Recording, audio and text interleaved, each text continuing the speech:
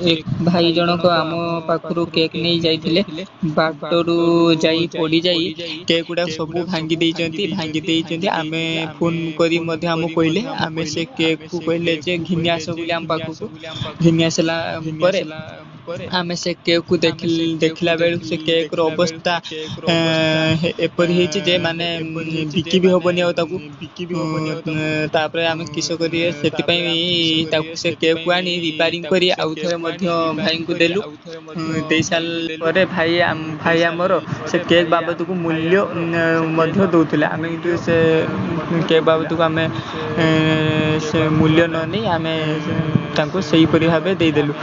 कारण तांको केक गुडा भी नष्ट हो जाय तांको बहुत मन दुख भी होतिला आमे केक बनि साला परे ई परि देखा जाउची रिपेयरिंग कर साला पर आ कमेंट में